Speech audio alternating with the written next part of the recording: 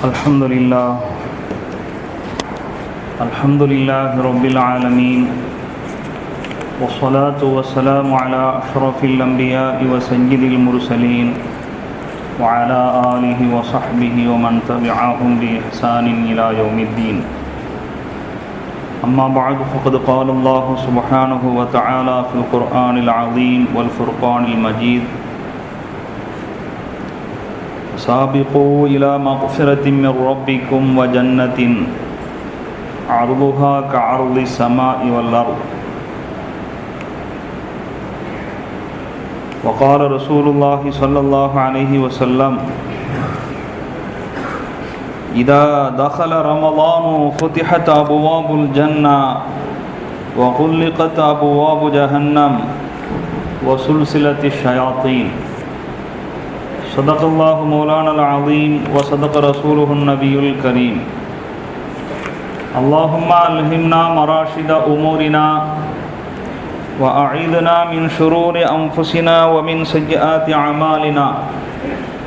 رب اشرح لي صدري ويسر لي أمري واحلل عقدة من لساني يفقه قولي. سبحانك لا علم لنا إلا ما علمتنا إنك أنت العليم الحكيم.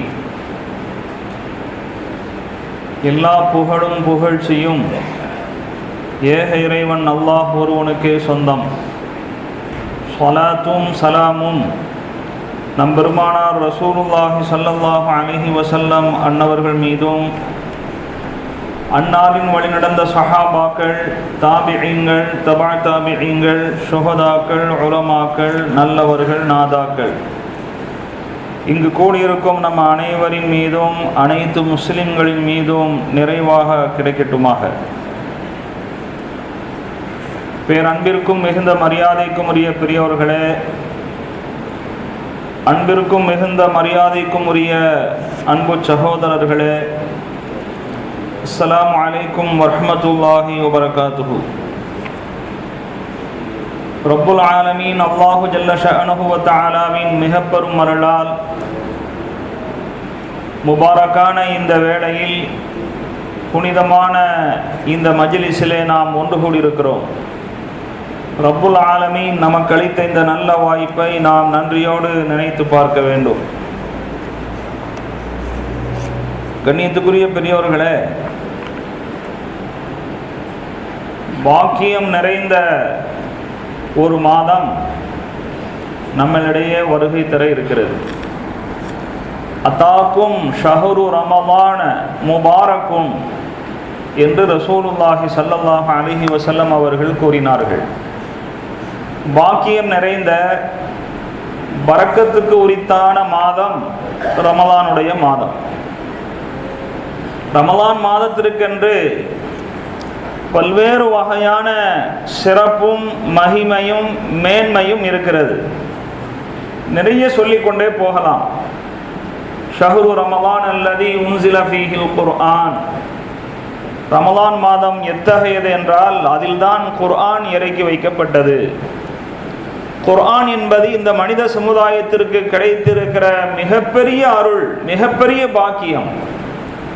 அல்லாஹு தஆலா மனிதனிடமிருந்து கட்டுப்பாடை எதிர்பார்க்கிறான், அவனுக்கு வழிபட வேண்டும் என்று எதிர்பார்க்கிறான்.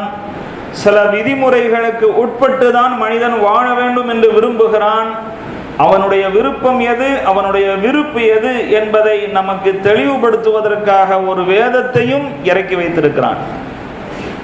இதுபோன்று நமக்கு வழிகாட்டக்கூடிய வேதம் அல்லது வழிகாட்டக்கூடிய தூதரெல்லாம் இல்லாத சூழ்நிலையில் நாம் நல்லது எது, தீயது எது என்பதை நாமவே தெரிந்து வாழ வேண்டும் என்று சொல்லியிருப்பானேயானால் அது எவ்வளவு பெரிய கஷ்டமான விஷயம்.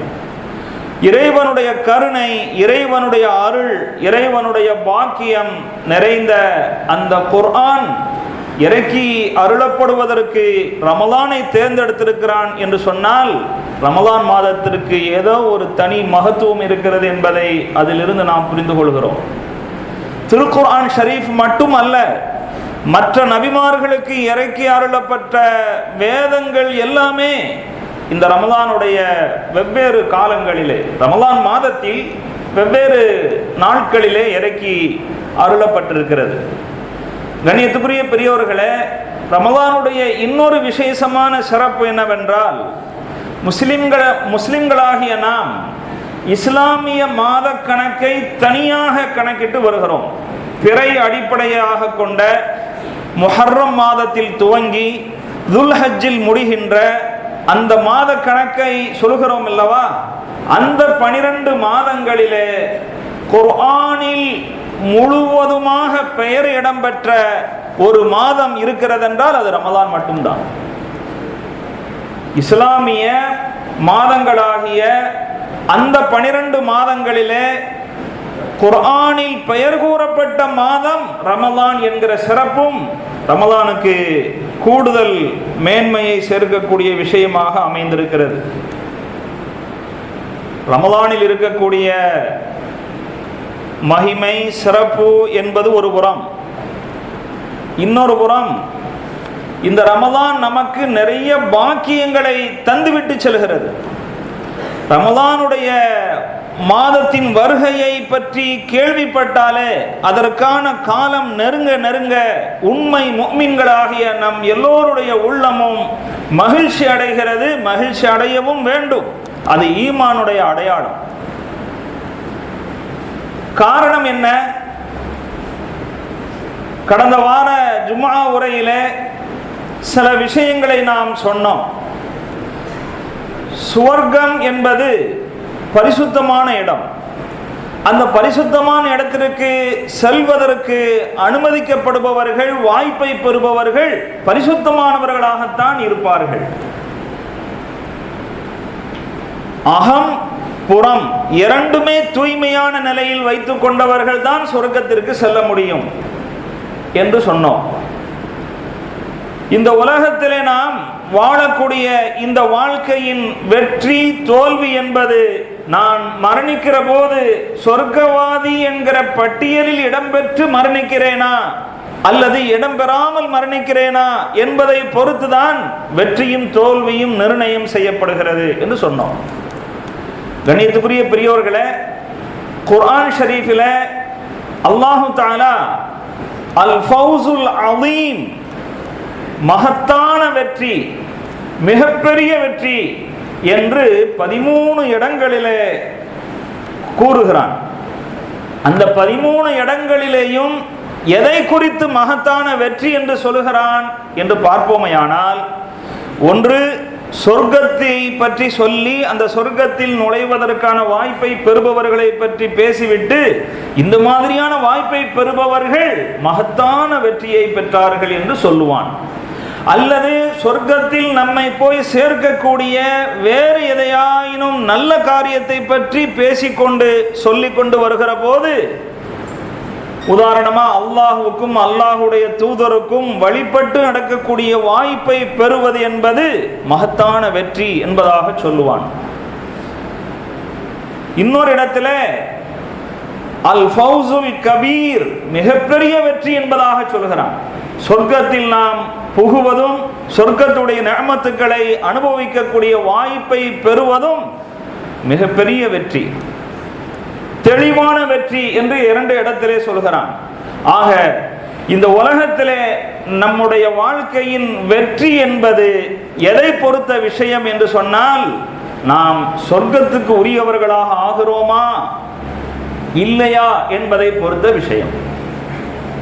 அந்த அடிப்படையில் ரமலான் மாதத்திற்கும் சொர்க்கத்துக்கும் ஒரு விசேஷமான தொடர்பு இருக்கிறது. ஹஜ்ரத் ரசூலுல்லாஹி ஸல்லல்லாஹு அலைஹி வஸல்லம் அவர்கள் சொல்வார்கள்,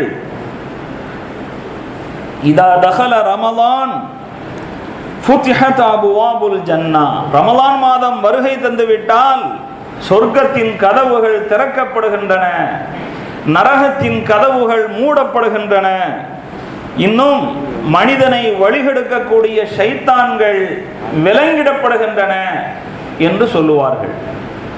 அப்படி என்றால் சொர்க்கத்தின் கதவுகள் எப்பொழுது திறக்கப்படும்? ஒரு அரண்மனை இருக்கிறது, அந்த அரண்மனை உபயோகம் இல்லாமல் இருக்கிறது, திடீரென்று அது எல்லாம் தயார் செய்யப்படுகிறது. அங்கே திறப்பு விழாவுக்கான ஏற்பாடு செய்யப்படுகிறது. எல்லா கதவுகளும் திறந்து தயார் நிலையில் வைக்கப்படுகிறது என்றால் அந்த அரண்மனைக்குள் ஏதோ ஒரு நிகழ்வு நடக்க இருக்கிறது. அந்த அரண்மனைக்குள் வர இருப்பவர்கள் தயாராகிட்டார்கள். அதற்கான காலம் நெருங்கிவிட்டது. அப்பொழுதுதான் அது திறக்கப்படும். அதுபோல ரமலான் என்பது அடியார்களை சொர்க்கத்தின்பால் கொண்டு போய் சேர்ப்பதற்கு மிகப்பெரிய வாய்ப்பை ஏற்படுத்தி தருகிற மாதம். அதற்கு மிகப்பெரிய நெருக்கத்தை உண்டாக்கக்கூடிய ஒரு மாதம் ரமலான் மாதம். எனவே அது திறக்கப்படுகிறது. கண்ணியத்துக்குரிய பெரியவர்களே, அல்லாஹு தஆலா குர்ஆன் ஷரீஃபில் ஓரிடத்தில் சொர்க்கவாசிகள் சொர்க்கத்தில் என்னென்ன நிஅமத்துக்களை அனுபவிப்பார்கள் என்பது பற்றி சொல்கிறான். அந்த சொர்க்கம் இறையச்சத்தோடு வாழ்ந்த முத்தகீன்களுக்கு உரியது என்று சொல்கிறான். பிறகு அந்த சொர்க்கத்தை பெறும் அளவுக்கு தகுதியை பெறுகிற முத்தகீன்களுடைய பண்புகள் என்ன என்ன என்பது பற்றி வரிசையாக சொல்கிற போது அல்லாஹு தஆலா கூறுகிறான், அஸ்ஸாபிரீன வஸ்ஸாதிகீன் வல் கானிதீன வல் முன்ஃபிகீன் வல் முஸ்தக்ஃபிரீன பில் அஸ்ஹார். அந்த சொர்க்கத்தை பெறும் அளவுக்கு தகுதியை பெறுபவர்கள் என்ன பண்போடு வாழுவார்கள் என்றால், அவர்களுடைய தன்மைகளில் முதலாவது அஸ்ஸாபிரீன், சபுரை மேற்கொள்பவர்களாக இருப்பார்கள்.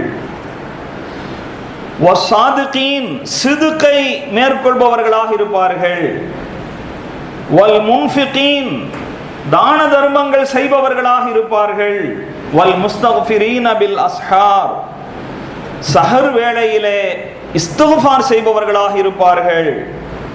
இடையிலே வல் கானிதீன் என்றும் ஒரு தன்மையை பற்றி வந்திருக்கிறது.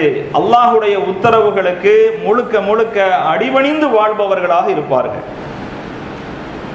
சாபிரீன்களாக, பொறுமையை கடைபிடிப்பவர்களாக, உண்மை பேசுபவர்களாக, இறைவனுக்கு அடிபணிந்து வாழுபவர்களாக, தான தர்மங்கள் செய்பவர்களாக, சஹர் நேரத்தில் இஸ்திக்ஃபார் செய்பவர்களாக இருப்பார்கள் சொர்க்கவாசிகள். இங்கே இந்த பண்புகளெல்லாம் எல்லா காலத்திலும் செய்ய வேண்டிய ஒன்று என்பதிலே மறுப்பில்லை. ஆனால் எப்பொழுது நாம் அதிகம் செய்யக்கூடிய வாய்ப்பை பெறுகிறோம் என்று சிந்திப்புமையானால், இறைவன் சொல்கின்ற இந்த 5 தன்மைகளும் ரமலானிலே நம்மிடத்தில் அதிகமாக ஏற்படுகிறது. மற்ற காலங்களிலே நாம் செய்வது சுலபம் என்பதை விட ரமலானில் மிக சுலபமாக இந்த 5 காரியத்தையும் செய்ய முடிகிறது. முதல் தன்மையாக அல்லாஹ் குறிப்பிடுகிறானே அஸ்ஸாபிரீன், பொறுமையாளர்கள் என்று. சாபிரீன், சபர் என்று சொன்னால் நமக்கு கோபத்தை ஏற்படுத்தும் விதமாக ஒருவர் நடக்கிற போது நாம் கோபப்படாமல், அவரை பழி வாங்காமல், அவரிடத்தில் சண்டை செய்யாமல் பொறுத்து கொண்டு போய்விடுவது, இது மட்டும்தான் சபர் என்பதாக நினைக்கிறோம். ஆனால் அது மட்டும் சபர் அல்ல. சபர் என்பது சுய கட்டுப்பாடு.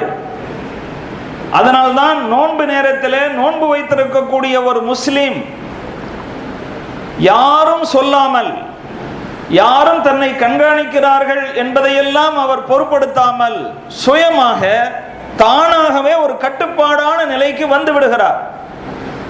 சுபுக நேரத்தில் இருந்து சூரியன் மறையும் வரையிலும் உண்ணுவது, பருகுவது, உடலுறவு கொள்வது ஆகிய காரியங்களில் இருந்து விலகி இருப்பது என்கிற அந்த நோன்பை கடைபிடிக்கிறார் அல்லவா, அந்த நோன்பும் ஒரு வகையான சபுரு தான். சுய கட்டுப்பாடு. தாகம் ஏற்படுகிறது, பசி ஏற்படுகிறது, சாப்பிட வேண்டும் என்று மனசு தூண்டுகிறது, இருந்தாலும் சாப்பிடுவதில்லை. தனக்குத்தானே ஏற்படுத்திக் கொள்ளக்கூடிய ஒரு கட்டுப்பாடு. ஒருவர் கோபப்படுகிறார், ஆனால் கோபப்பட்டு தனக்கு கோபமூட்டிய அந்த மனிதரை போய் தாக்குவதற்கு முற்படுகிறார். ஆனால் மேனேஜர் பார்த்துக்கிட்டு இருக்கிறார், முதலாளி பார்க்கிறார், அல்லது இவரை தாக்குவதற்காக இவர் போய் கொண்டிருக்கிற போது எதிரே முதலாளி வந்து விடுகிறார். அதற்காக வேண்டி இவர் பேசாமல் இருந்து விடுகிறார். இதற்கு பேர் சபுரா? இங்கு சுய கட்டுப்பாடு என்று ஒன்று சொல்ல முடியாது. இன்னொருவருக்காக வேண்டி அவர் நாம் இந்த நேரத்தில் இப்படி நடந்து கொண்டால் நம் மீது அவர் வேறு வகையான புரிதலுக்கு ஆளாகிவிடுவார் என்பதற்காக தவிர்க்கப்படுகிறது. எனவே சபுர் என்பது அது சுயமாக நாமே நம்மை ஒரு கட்டுப்பாட்டுக்குள் வைத்துக் கொள்வதற்கு சொல்லப்படும். அதனால்தான் ரசூலுல்லாஹி ஸல்லல்லாஹு அலைஹி வஸல்லம் அவர்கள் ரமலான் மாதத்தை குறித்து வஹுவ ஷஹ்ரு ஸபுர் வஸ்ஸபுரு ஸவாபுல் ஜன்னா, இது பொறுமையின் மாதம், சுய கட்டுப்பாட்டை அதிகம் மேற்கொள்வதற்கு தகுந்த மாதம், சபுருக்கான கூலி சொர்க்கம்தான் என்று ஹஜ்ரத் ரசூலுல்லாஹி ஸல்லல்லாஹு அலைஹி வஸல்லம் அவர்கள் கூறினார்கள். கண்ணியத்துக்குரிய பெரியோர்களே, நடைமுறையில் நாம் புரிந்து வைத்திருக்கிற அந்த சபுரையும் இந்த ரமலானில் அதிகமாக பேணும்படி பெருமானார் ஸல்லல்லாஹு அலைஹி வஸல்லம் அவர்கள் சொல்லியிருக்கிறார்கள். அதையும் நாம் மறுப்பதற்கு இல்லை. ரசூலுல்லாஹி ஸல்லல்லாஹு அலைஹி வஸல்லம் அவர்கள் கூறுவார்கள், வைதா கான யௌமு ஸௌமி அஹதிக்கும் ஃபலா யர்ஃபுஸ் வலா யஸ்ஹப், நீங்கள் நோன்பு நோற்றிருக்கக்கூடிய காலம் வந்து விடுமானால் ஆபாசமான பேச்சு எவரும் பேச வேண்டாம், யாரும் சண்டை சச்சரவு செய்ய வேண்டாம், யாராவது தன்னை திட்டுவதற்கு முற்பட்டால் அல்லது தன்னிடத்தில் தகராறு செய்தால் நான் நோன்பு வைத்திருக்கிறேன் என்பதாக சொல்லி அவர் விலகி கொள்ள வேண்டும் என்று ரசூலுல்லாஹி ஸல்லல்லாஹு அலைஹி வஸல்லம் அவர்கள் கூறுகிறார்கள். இதிலிருந்து ரமலான் மாதம் என்பது நம்மை நாம் முத்தகீங்களுடைய பட்டியலிலே போய் சேர்ப்பதற்கு, சொர்க்கவாசிகளாக நாம் ஆகுவதற்கு அல்லாஹு தஆலா முதல் தகுதியாக சொல்லியிருக்கிற அந்த சாபிரீன் என்கிற அந்த பண்பை நாம் பெறுவதற்கு மிக வாய்ப்பை ஏற்படுத்தி தரக்கூடிய ஒரு மாதம் ரமலானுடைய மாதம். இரண்டாவது தன்மையாக வஸாதிகீன், உண்மை பேசுபவர்கள், சொல்லிலும் செயலிலும் உண்மையாளர்களாக நடந்து கொள்பவர்கள்.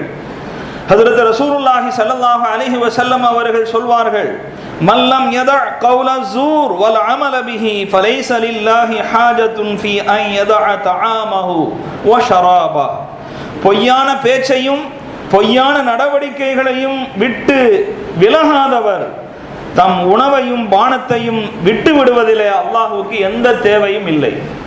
அதாவது நோன்பு காலத்திலே உணவை விட்டு விலகி இருப்பது, தண்ணீரை பருகாமல் விலகி இருப்பதில் மட்டும் நோன்பின் பலன் ஏற்பட்டு விடாது. உண்மையான நோன்புடைய பலன் நம்மை எந்த நிலைக்கு கொண்டு சென்று விட வேண்டும்? பொய்யே பேசுவதில்லை, பொய்யான நடிப்பு, பொய் என்பது சொல்லிலும் இருக்கக்கூடாது, செயலிலும் இருக்கக்கூடாது. இன்னொருவருக்கு முன்னால் அவரை மிகவும் மதிப்பது போல தன்னுடைய உடல் பாவனையை காட்டுவது, ஆனால் மனதில் அவரை பற்றிய அவமரியாதையை மனதில் சுமந்திருப்பது, இது செயலில் ஏற்படக்கூடிய பொய். ரொம்ப பாசம் இருப்பது போல அவரிடத்தில் நடந்து கொள்வது, ஆனால் உள்ளத்துக்குள் வெறுப்பை வைத்துக் கொண்டிருப்பது, நடிப்புன்னு சொல்றோம் இல்லையா, இந்த நடிப்பு என்பது செயலில் உள்ள பொய். அப்போ சொல்லிலும் பொய்யான நடவடிக்கைகளையும் விடாதவர் அவர் பட்டினி கிடந்து எதுவும் பிரயோஜனம் இல்லை. அப்ப என்ன இங்கு சொல்லப்படுகிறது என்றால், சாதாரண காலங்களிலே ஒரு முஃமின் பொய் பேசக்கூடாது, உண்மைதான் பேச வேண்டும் என்று இருந்தாலும் கூட நோன்பு காலத்திலே அதில் ரொம்ப அக்கறை காட்ட வேண்டும். அது நம்மளுடைய இயல்பிலே இருப்பதையும் பார்க்கிறோம். எப்ப நோன்பு வச்சுக்கிட்டு நான் பொய்யா சொல்லுவேன், ஒரு ஆளை நம்ப வைக்கிறதுக்காக வேண்டி நோன்பு வச்சுக்கிட்டு நான் பொய் சொல்வானா அப்படின்லாம் பேசுறது உண்டு. அப்போ நோன்பு நேரத்தில் இந்த சிதுக் என்கிற இந்த தன்மை, உண்மையை பேசுவது, உண்மையாகவே நடப்பது என்கிற இந்த பண்பு கூடுதலாக நமக்கு ஏற்படுகிறது. அப்படி ஏற்படவும் வேண்டும். அடுத்ததாக காணித்தீன். அல் காணித்தீன் என்பது இறைவனுக்கு கட்டுப்படுவது. ரமலானிலே இந்த கட்டுப்படும் தன்மை நம்மிடத்தில் அதிகம் ஏற்படுவதை பார்க்கிறோம். மற்ற காலங்களிலே இல்லாத அளவுக்கு கூடுதலாக வணக்க வழிபாடுகள், கடமைகளிலே கவனம் செலுத்தக்கூடிய முஸ்லிம்கள் உலக அளவில் அதிகமாக இருக்கிறார்கள் என்பதை யாரும் மறுக்க முடியாது. அப்போ இந்த இறைவன் சொர்க்கத்திற்கு தகுதியாக சொல்லக்கூடிய கட்டுப்படுதல் என்கிற தன்மையும் ரமலானில் அதிகம் ஏற்படுகிறது. நோன்பு வைக்கிறோம், பசி ஏற்பட்டாலும் சாப்பிடுவதில்லை, தாகம் ஏற்பட்டாலும் குடிப்பதில்லை, அழகிய மனைவி தன் அருகில் இருந்தாலும் கூட, தீய உணர்வுகள் மனதிலே தோன்றினாலும் கூட நாம் மனைவியை தொடுவதில்லை, மனைவியோடு சேருவதில்லை. என்ன காரணம்? என் இறைவன் இந்த நேரத்தில் இதையெல்லாம் செய்யக்கூடாது என்று திடத்திருக்கிறான். இது போன்று இறைவனுக்கு அடிபணியக்கூடிய, இறைவனுக்கு கட்டுப்படக்கூடிய பண்பை நம்மிடையே வளர்ப்பதற்கு தகுந்த ஒரு பயிற்சி மாதமாக ரமலான் அமைந்திருக்கிறது என்று சொன்னால் அது மிக அல்ல. அதனால்தான் அல்லாஹு தாலாவே இந்த அடியானை பற்றி பெருமிதமாக இப்படி சொல்கிறான், அஸ்ஸௌமுலி, எத்தனையோ வணக்கங்கள் இருந்தாலும் நோன்பு என்பது உண்மையாகவே அது எனக்குரியதுதான். வேற வேற வணக்கங்கள் அது யாருக்கோ பாராட்டை பெறுவதற்காக வேண்டி கூட செய்திருக்கலாம், யாரையோ திருப்திப்படுத்துவதற்காக வேண்டி கூட செய்யலாம், அல்லது நான் இதை செய்யவில்லை என்றால் நாளை கேட்பார்களே, பதில் சொல்ல வேண்டுமே என்பதற்காக கூட செய்யலாம்.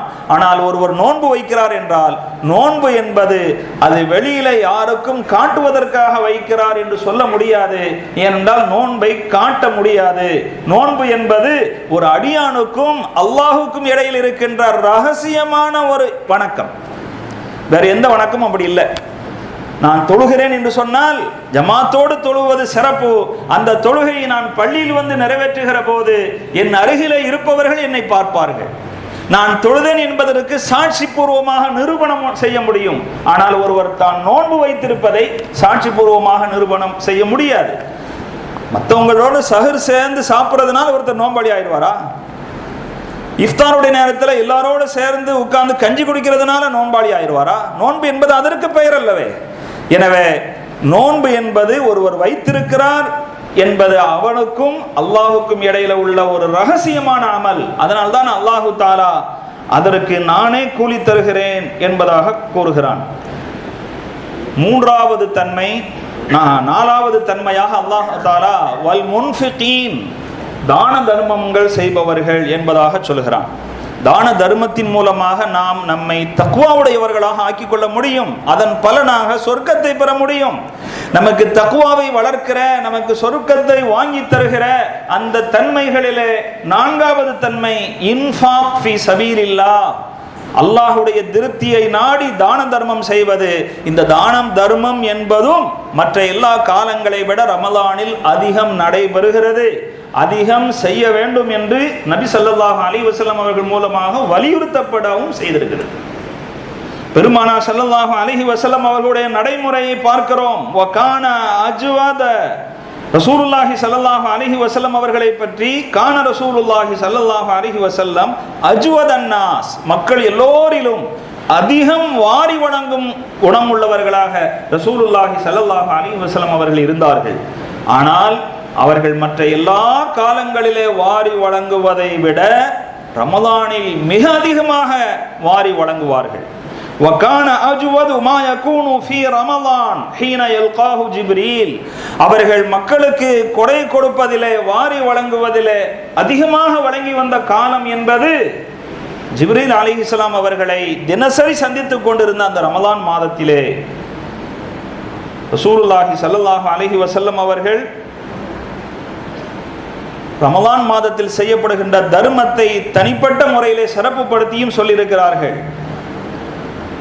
ஐயு சதகத்தி அஃலலு என்று கேட்ட ஒரு கேள்விக்கு பதில் சொல்லுகிற போது சதகத்தும் ஃபீ ரமலான், ரமலான் மாதத்தில் செய்யப்படுகின்ற தர்மம் மிக சிறந்த தர்மம் என்று சொல்கிறார்கள். ஒருவர் நோன்பாளிக்கு நோன்பு திறப்பதற்கான ஏற்பாட்டை செய்வதன் மூலமாக அவர் நரகத்தில் இருந்து விடுவிக்கப்படுகிறார், அவருக்கு மன்னிப்பு கிடைக்கிறது போன்ற ஹதீசுகளை நாம் பார்க்கிறோம்.